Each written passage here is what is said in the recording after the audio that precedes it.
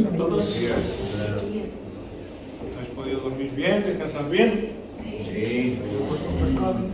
Bueno, Sí, todo bien. antes de empezar, sin mirar el móvil, sin abrir la Biblia, buscar en el diccionario, con vuestras propias palabras. Y para que os sea más fácil, os voy a presentar a mi amigo imaginario. Se llama Antonio. Antonio, saludos. Bueno, es muy tímido, ¿vale? Quiero que le expliquéis con vuestras propias palabras qué es la fe. Todos saben, ¿no? ¿Qué es la fe? La fe es creer en Dios a ciegas. A ciegas. Bien. ¿Más?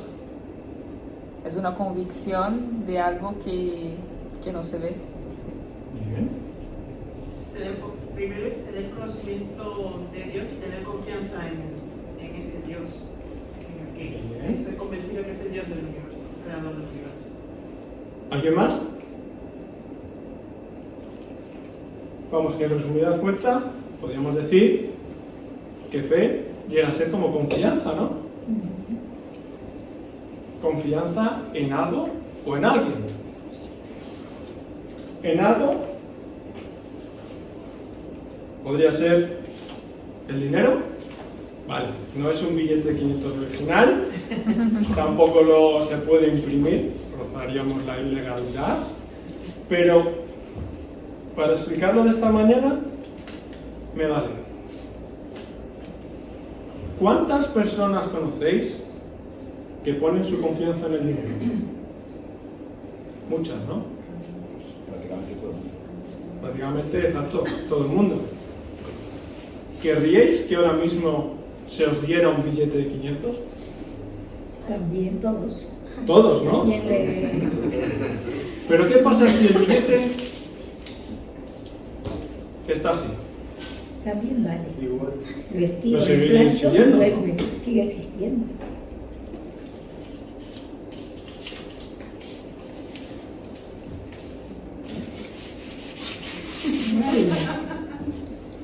¿Lo seguiríais queriendo? Sí, Sí, sí. Si no se ha roto, se pega. Te lo llevo puede pegar. ¿Seguiríais queriendo el billete? Sí. Hasta que no desaparezca. Entraron fácil. ¿Qué valor tenía este billete? Lo mismo. Vale, son 500. 500. ¿Sabéis un poco de la historia del billete, de la moneda que tiene cada país? Al principio no deja de ser más que un papel o un trozo de metal con un valor. Y ese valor antiguamente se lo daba el oro. Algunos billetes tendrían una inscripción que ponía pagaderos al portador en las oficinas del banco. Significaba que si yo iba con este billete de 500 al banco, me darían su valor en oro. Pero en 1944 hubo una conferencia en Bretton Woods, en Estados Unidos, en el que el valor del dinero cambió y fue fiduciario, y lo sigue siendo hasta el día de hoy. Quiere decir que depende del crédito y de la confianza que da el gobierno de un país a su moneda. Las características que puede y que tiene el dinero es que, en parte, depende su valor de las inflaciones, de las devaluaciones provocadas, pues hoy día el euro ha bajado, provocado por la guerra, ¿no? También influyen las nuevas tecnologías en el valor del dinero. Conocemos o nos suena haber escuchado alguna vez las criptomonedas. También depende de las reservas que tenga ese país, de las materias primas que pueda tener y el valor que se la pueda dar. Y en otros factores influye el tiempo, las inversiones, las fianzas. En resumidas cuentas, el valor que se le da al dinero depende de la confianza de alguien o de algo. En este caso, es el gobierno. Pero ahora sí, podéis mirar. ¿Qué dicen los diccionarios acerca de la palabra fe? Porque al final, fe es confianza. ¿Qué dice? Según la RAE, seguridad, aseveración de que algo es cierto. O el diccionario teológico Bacon, es el asentimiento voluntario del hombre a la revelación de Dios y la confianza del hombre total o la entrega de sí mismo al control de la verdad. Y ahora, ¿qué es la fe según la Biblia? La habéis tenido que leer, está en el Nuevo Testamento. En Hebreos 11:1. Leedlo conmigo.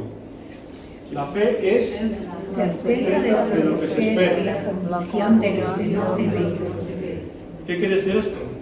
Que hace que las realidades que se esperan se hagan tan reales como si ya las poseyéramos.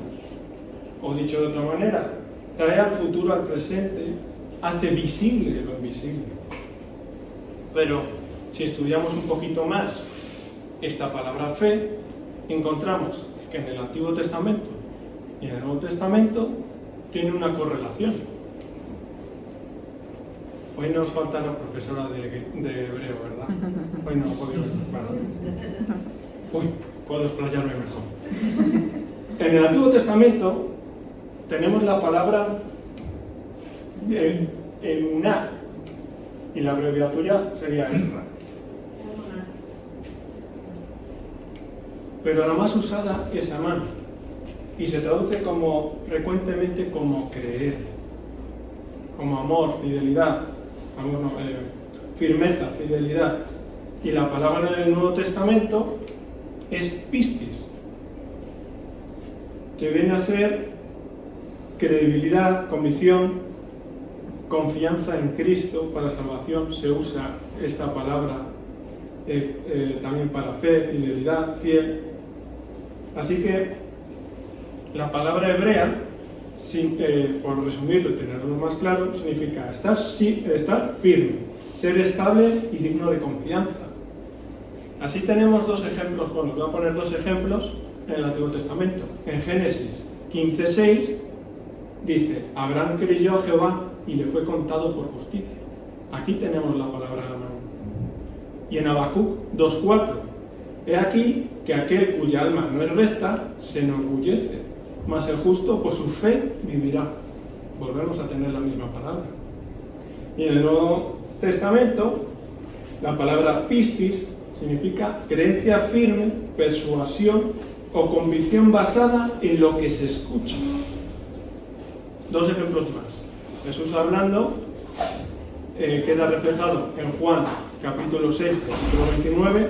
Respondió Jesús y les dijo: esta es la obra de Dios, que creáis en el que Él ha enviado. O en Gálatas 2:16, sabiendo que el hombre no es justificado por las obras de la ley, sino por la fe en Jesucristo. Las ideas esenciales son fidelidad y veracidad. ¿Creéis que el ser humano es digno de confianza? No dice Marcos 7:20, cuando Jesús habla del corazón del hombre. Entonces, ¿conocéis a alguien fiel? ¿Seguro? En este sentido, Dios es el ser fiel e inmutable, leal a sus promesas y pactos. A cambio, el hombre debe obedecerle, estar firme en él y mantener esa confianza en las promesas que Dios nos ha dado. Con lo cual, la base de nuestra fe sería basada en lo que se escucha. Así Pablo, en Romanos, dice: así que la fe es por el oír, y el oír por la palabra de Dios. La palabra de Dios. La Biblia. ¿Cómo va vuestra lectura de la Biblia? ¿Es diaria? ¿A la semana lo leéis un par de veces? ¿O alguna vez al año? ¿O por el contrario leéis la Biblia varias veces al año? No os voy a acusar, ni os voy a indicar con el dedo, ¿vale? Pero pensadlo, porque para poder llegar a conocer a alguien, ¿qué tenemos que hacer? Estudiar. Pasar tiempo con él. Al final ese tiempo se convierte en confianza. Al final esa confianza es fe en esa persona. Por ejemplo, recientemente hicimos un viaje a Oporto y íbamos en el coche, ya de regreso a Madrid, íbamos turnándonos de conductores Tiago y yo.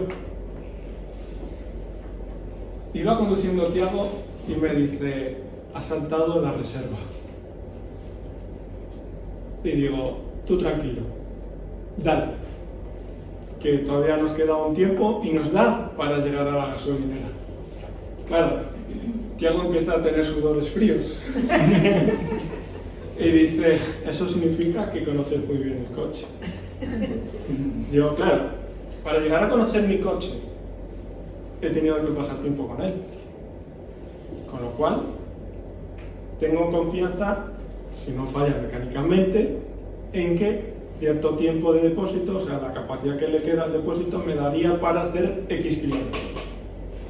Pero Tiago me conoce a mí y depositó su confianza en mí. ¿Vais viendo la relación? Entonces, ¿qué tenemos que hacer para conocer a Dios? Estudiar. Correcto, pasar tiempo con Él.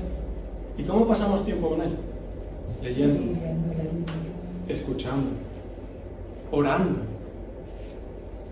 Y si hacemos todo esto, la promesa que Dios ha dado en su palabra es que el Espíritu Santo nos va revelando la verdad que hay dentro de la Biblia. Nos convencerá de pecado, de justicia y de juicio. Nos ayudará a reconocer que hemos sido desobedientes y que somos desobedientes delante de Dios. Y por consiguiente, nos va a generar a nosotros culpabilidad. Y esa culpabilidad nos va a llevar a pedirle perdón a Dios. Porque hemos desobedecido su palabra. Le hemos desobedecido a Él. Y además, con el tiempo, el Espíritu Santo nos va a ir cambiando, nos va a ir transformando. Llegado un tiempo, a mí me ha pasado que varios años después me he dado cuenta que antes lo hacía algunas cosas que desagradaban a Dios, ahora me arrepiento, me arrepentí en su momento y ahora ya no las quiero hacer. O ya no me encuentro cómodo haciéndolas. Y esto es lo que en la Biblia llama reconciliarnos con Dios. El perdón de nuestros pecados. Y no hay otro camino que la fe en Cristo Jesús. Y esta fe no es por obras. Pues dice en Gálatas 2:16, sabiendo que el hombre no es justificado por las obras de la ley, sino por la fe de Jesucristo, nosotros también hemos creído en Jesucristo, para ser justificados por la fe de Cristo, y no por las obras de la ley, por cuanto en las obras de la ley nadie será justificado. Y un poquito más adelante, en el 3:11 de Gálatas, dice, y que por la ley ninguno se justifica para con Dios. Es evidente, porque el justo por la fe vivirá. ¿Os acordáis lo que acabamos de leer en Habacuc? Pablo está apuntando al Antiguo Testamento. Y en el Antiguo Testamento es la ley dada por Dios a su pueblo Israel, que a su vez viene a nosotros. Para tenerlo claro, nuestras obras no nos justifican delante de Dios. No podemos acercarnos a Dios. ¿Por qué? ¿Os lo habéis preguntado alguna vez? Hace unas semanas Tiago enseñó que nuestras obras, según Isaías 64:6, todos somos como gente impura. todos nuestros actos de justicia son como trapos de inmundicia. Todos nos marchitamos como hojas. Nuestras iniquidades nos arrastran como el viento.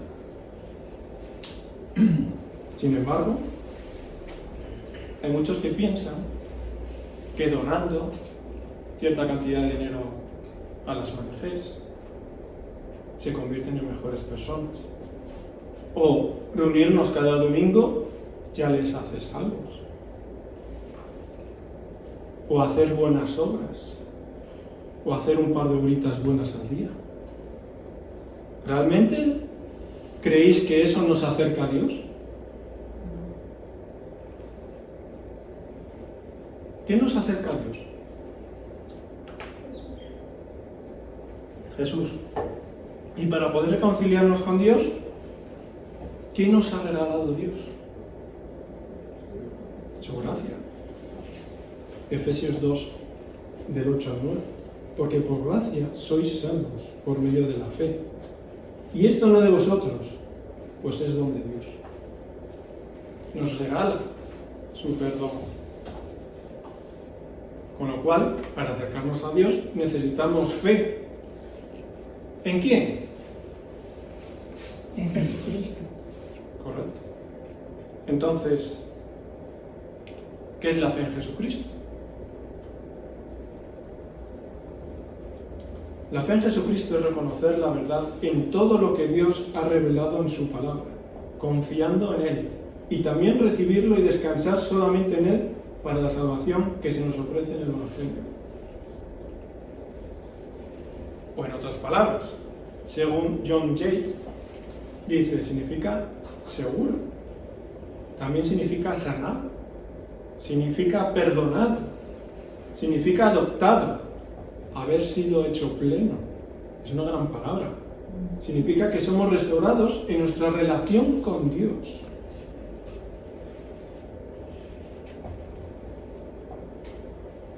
Si el hombre pone su fe en el dinero, que a su vez se le da el valor por la confianza depositada en un gobierno o el banco central oportuno, si lo hacemos un paralelismo con nuestras vidas, bien podíamos ser nosotros. Este valor se lo da el gobierno, se lo da cada país. ¿Quién nos da el valor a nosotros? Entonces, nosotros podemos estar machacados, podemos estar arrastrados, incluso podemos estar rotos, pero nuestro valor delante de Dios no cambia.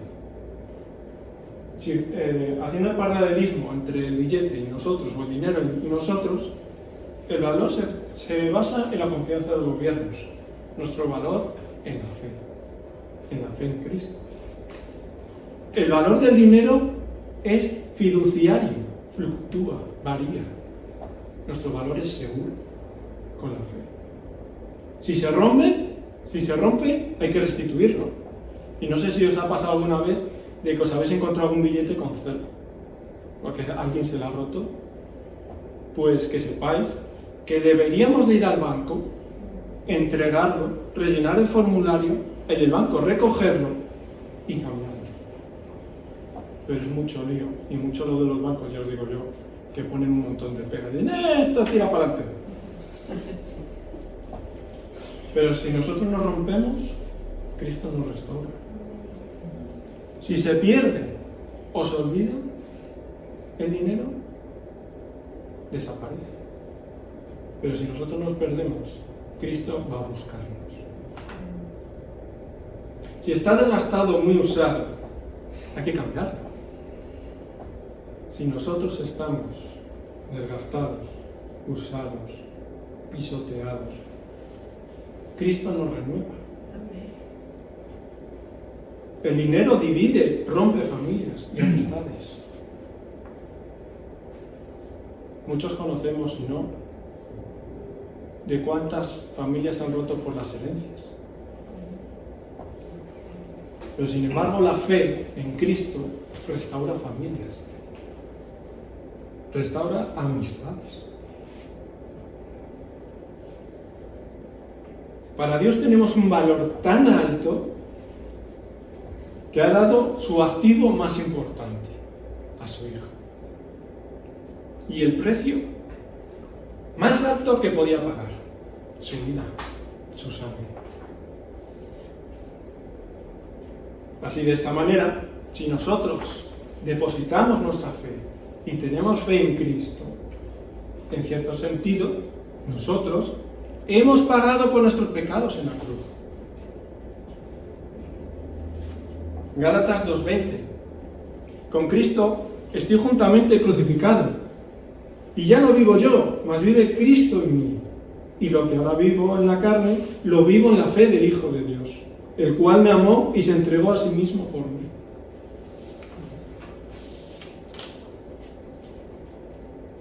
La segunda gran pregunta de esta mañana es: ¿qué creemos mediante la fe verdadera? ¿Qué pensáis? Os voy a ayudar. Esta es una respuesta súper larga. ¿Qué pone ahí? Todo lo que nos enseña el Evangelio. John Wesley lo dice de esta manera: la fe cristiana es una evidencia divina o una convicción en el corazón de que Dios está reconciliado conmigo a través de su Hijo, inseparablemente unido con una confianza en Él. ¡Wow! Esta unión con Dios ya no se va a romper. Porque si nosotros hemos creído al Hijo de Dios y reconocemos que hemos quebrantado sus normas, la fe, lo que nos enseña el Evangelio, nos restaura de nuevo todo eso. En sí, podía llamarse credo. ¿Sabéis lo que es un credo? Creer. Una oración donde muestras que crees. Bien. Según la RAE, es la oración en que se hace profesión de fe de las principales creencias del cristianismo. En el segundo siglo nace la idea del credo apostólico. ¿Algunos os suena? Estrictamente hablando, no lo crearon los apóstoles, pero se llama así porque refleja la doctrina enseñada en el Nuevo Testamento por los apóstoles, convirtiéndose en una confesión cristiana primitiva. ¿Qué es lo que dice este credo? Creo en Dios Padre. Dios Padre Todopoderoso, Creador del cielo y de la tierra. En su Hijo. Creemos en Jesucristo, su único Hijo, Señor nuestro, quien fue crucificado, murió y fue sepultado. Descendió al infierno. Al tercer día resucitó de los muertos. Ascendió al cielo y está sentado a la diestra de Dios Padre Todopoderoso. De ahí vendrá a juzgar a los vivos y a los muertos. Creemos en el Espíritu Santo, en el perdón de los pecados, en la resurrección y en la vida eterna. En cierto sentido, este credo logra resumir el Evangelio, pero no es algo nuevo del segundo siglo. Pablo, en su carta a los Corintios, lo expresa de esta manera: porque primeramente os he enseñado lo que asimismo recibí, que Cristo murió por nuestros pecados, conforme a las Escrituras, y que fue sepultado y que resucitó al tercer día, conforme a las Escrituras. Pablo apunta al Antiguo Testamento, a las Escrituras del Antiguo Testamento, a las promesas dadas por Dios a su pueblo Israel. Esas promesas se cumplieron en Cristo. Por una parte, este credo es la base de nuestra fe, que depositamos en Cristo por medio del Espíritu Santo y que nos reconcilia con Dios. Y como cristianos debemos contender, batallar, pelear con aquellos que ponen en tela de juicio nuestra fe y nuestra salvación. Soy consciente, porque estoy seguro que compartís conmigo, que defender nuestra fe y nuestra creencia en estos días no es nada fácil. Tenemos las luchas de todas las ideologías. Tenemos el rechazo por pensar autónomamente, por así decirlo, con una convicción firme, una fe puesta en Cristo, distinta a las doctrinas de este mundo.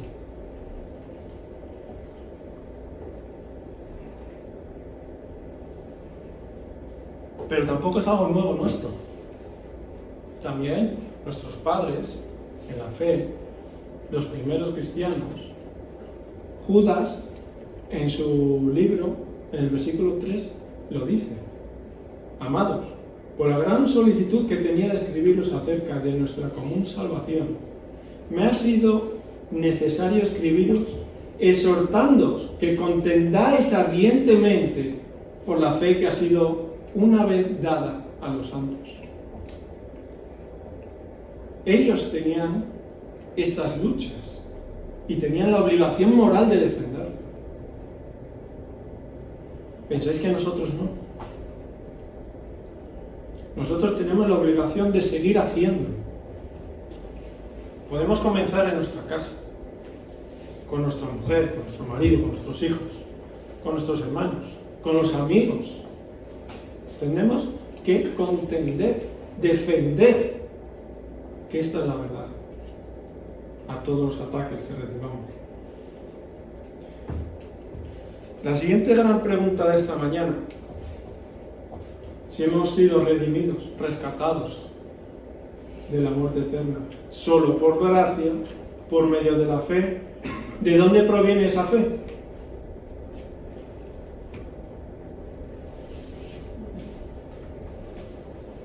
Todos los regalos que recibimos de Cristo los recibimos a través del Espíritu Santo, incluyendo la fe misma. ¿Quién es el Espíritu Santo? Vamos a recordar un poquito. El Espíritu Santo es la tercera persona de la Trinidad. Es el ejecutor de la divinidad, por medio de quien se hace todo lo que Dios realiza en el mundo. El Espíritu Santo es Dios en acción, especialmente, aunque no de manera exclusiva, para cumplir su propósito redentor. Él ha sido llamado Dios, el siervo o el ayudador.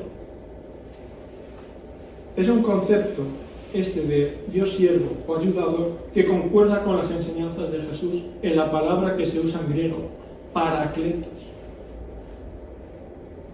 El Espíritu Santo da testimonio al hombre acerca de Cristo glorificado. Continúa la labor de Cristo en el mundo. Crea y vitaliza las iglesias. Ministra salvación e intercede por los hombres. E inspira, preserva e ilumina la Escritura. Dios es un Dios cercano al hombre. No está en las alturas y se ha olvidado de nosotros, como en otras religiones, que tienes que hacer un montón de sacrificios para poder acercarte, y no te da la certeza ni la seguridad de si te has escuchado o no. Por eso Juan, en capítulo 16, versículo 8, Jesús está hablándoles y les está diciendo a sus apóstoles: cuando Él venga, el Espíritu Santo convencerá al mundo de pecado, de justicia y de juicio.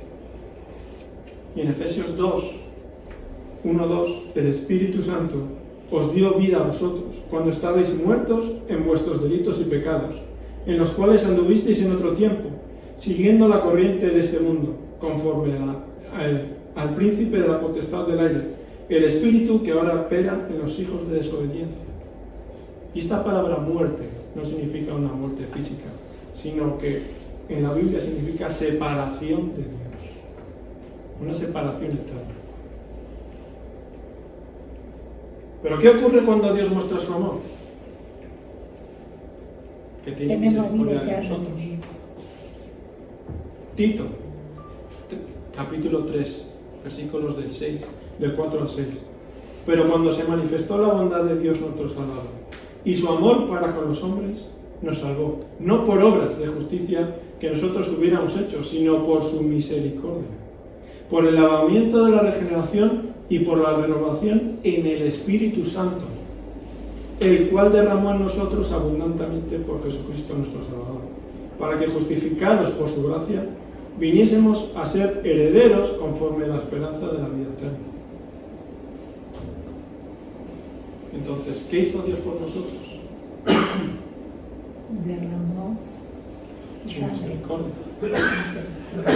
Primeramente, crea todo. Y cuando ya todo está creado, pone al hombre en el medio y le dice: sojúzgalo. Pero Dios, sabiendo en su omnisciencia que el hombre iba a desobedecer, quería ser como Dios. Conocedor de esta circunstancia, crea el plan de salvación para nosotros. ¡Wow! En el tiempo perfecto, Dios cumple su palabra, cumple su plan, envía a su Hijo. Su Hijo fue el único que obedeció a Dios en todo. La Escritura dice que no hay ni siquiera un solo hombre que sea justo delante de Dios. Jesús lo fue. Su Hijo, al ser eterno y pagar por la humanidad, permite que volvamos a reconciliarnos con Dios. El Espíritu Santo mueve el corazón del hombre hacia Dios por medio de la palabra, de su palabra. El Espíritu Santo nos dirige, siempre que se lo permitamos, a la eternidad con Dios. Nos va regenerando desde lo más profundo de nuestro ser. El Espíritu Santo confirma que nuestra salvación es verdaderamente por gracia. Es un regalo de Dios. Mediante el Espíritu Santo, Jesús aró el terreno rocoso que hay en nuestros corazones, plantando la semilla del Evangelio para que diera fruto de la fe y del arrepentimiento. Con lo cual, el hombre solo tiene que creer, tiene que tener fe para ser salvo. ¿Os parece complicado esto? Si pudiéramos compararlo con nuestras religiones, con otras, que vas haciendo peregrinaciones, sacrificios, y no tienes la convicción de perdón que Dios te da, no saben si Dios les ha perdonado. Yo en otro tiempo, antes de creer en Jesús, yo creía en Dios, pero seguía los ritos de mi religión. Hice peregrinaciones para ganarme el favor de Dios. Pero cuando me puse a leer la Biblia, me di cuenta de que eso no es así. Que lo que me habían enseñado es erróneo y va en contra de la palabra de Dios.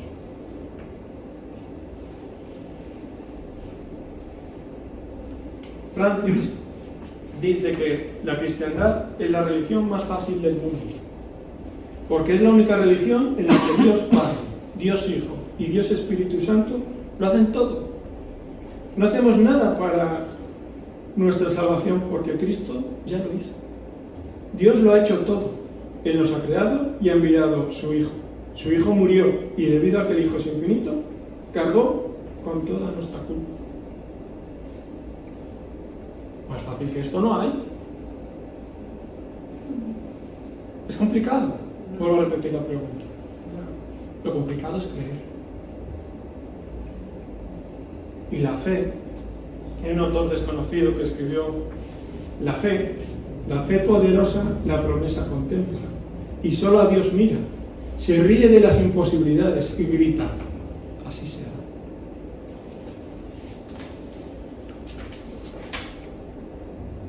Así que, llegados a este punto,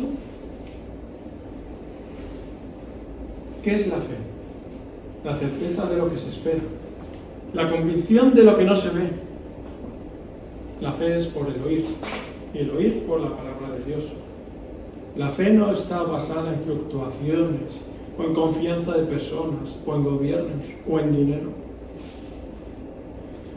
La fe está firme en el Evangelio, está basada en la palabra de Dios, está basada en Dios. El Evangelio son las buenas nuevas para el ser humano.